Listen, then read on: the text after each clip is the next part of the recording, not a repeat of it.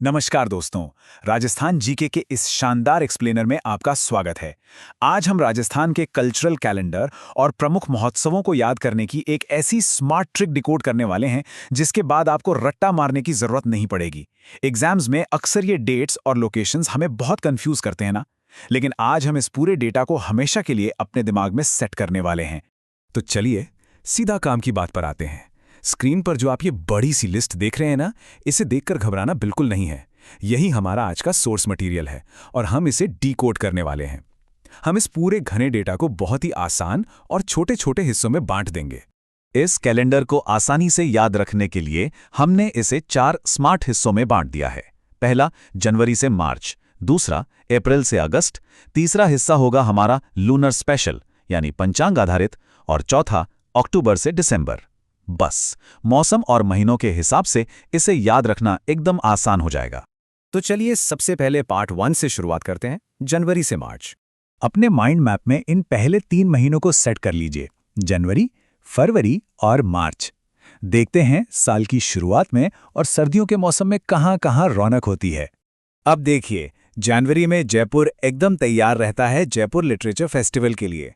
वहीं राजसमंद में होता है चेतक अश्व मेला, पर यहाँ एक बहुत बड़ा कैच है। ध्यान रखिएगा, ये चेतक अश्व मेला पिछले 2 सालों से बंद है। एग्जाम्स में अक्सर ऐसे ही ट्रिकी सवाल आते हैं। फिर आता है फरवरी, और फरवरी में तो जैसलमेर पूरी तरह से छाया रहता है। जैसलमेर पतंग महोत्सव और मरु महोत्सव दोनों यहीं होते हैं। हाँ, मरु महोत्सव जनवरी के एंड से शुरू होकर फरवरी तक चलता है। इसके अलावा जालोर में भी फरवरी में जालोर महोत्सव आयोजित होता है। और यहाँ एक बड़ा ही दिलचस्प पैटर्न देखने को मिलता है। जैसे जैसे सर्दियाँ खत्म होने लगती हैं, जयपुर फिर से एक बड़ा कल्चरल हब बन जाता है। मार्च में जयपुर में हाथी महोत्सव होता है और फिर मार्च से अप्रैल के बीच चलता है अपना मशहूर गणगौर मेला। इसी बीच अगर आप सीकर की तरफ जाएं तो लक्ष्मणगढ़ में शेखावाटी महोत्सव मार्च की सबसे बड़ी हाईलाइट है। चलिए अब बढ़ते हैं हमारे दूसरे पार्ट की तरफ, अप्रैल से अगस्त। यहाँ से मौसम और एनर्जी दोनों बदलने वाले हैं। इस नई टाइमलाइन में हम अप्रैल की चिलचिलाती गर्मी से लेकर अगस्त की राहत देने वाली बारिश तक का सफर तय करेंगे। यहाँ सीजन के हिसाब से चीजें बदलती हैं और ये कनेक्शन समझना बड़ा मजेदार है। अप्रैल में बाड़मेर के खुले आसमान में बैलून फेस्टिवल होता है। अब मई में भयंकर गर्मी है तो ग्रीष्म महोत्सव या समर फेस्टिवल कहाँ होगा? जाहिर है जयपुर और माउंट आबू में। और जून आते ही रसीले आमों का स्वाद लेने के लिए बांसवाड़ा का मैंगो फेस्टिवल सबसे खास बन जाता है। अब इस पॉइंट को थोड़ा ध्यान से समझिएगा। माउंट आबू अपनी लोकेशन की वजह से पूरे राजस्थान में एक शानदार अपवाद है।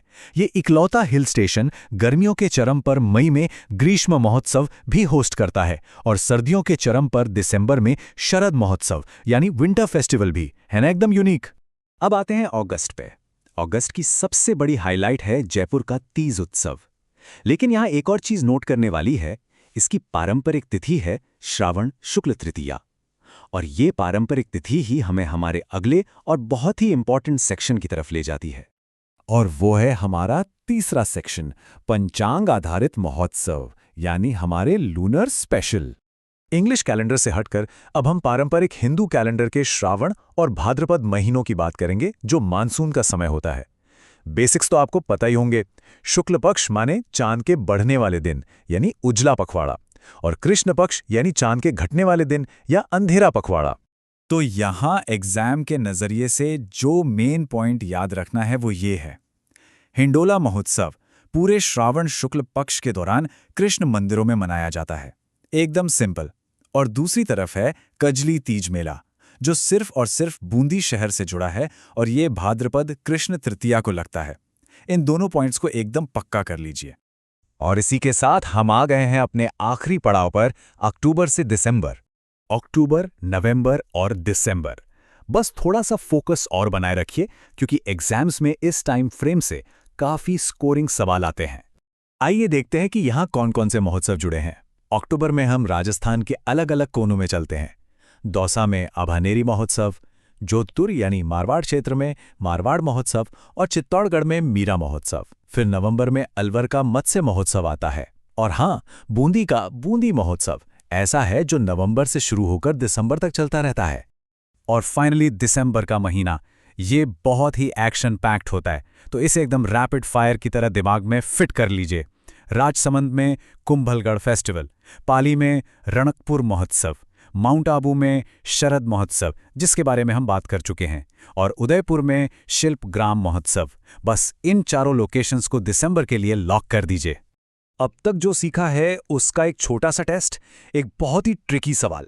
सोचिए, अगर माउंट आबू ग्रीष्म और शरद दोनों महोत्सव करवाता है तो वो कौन सा शहर है जो जनवरी, मार्च, मई और अगस्त इन चारों महीनों में किसी न किसी बड़े महोत्सव का सेंटर बना रहता है? सोचिए, बिल्कुल सही, वो है जयपुर।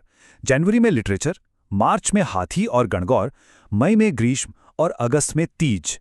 तो दोस्तों, ऐसे ही स्मार्ट तरीके से राजस्थान जीके को क्रैक करते रहना है।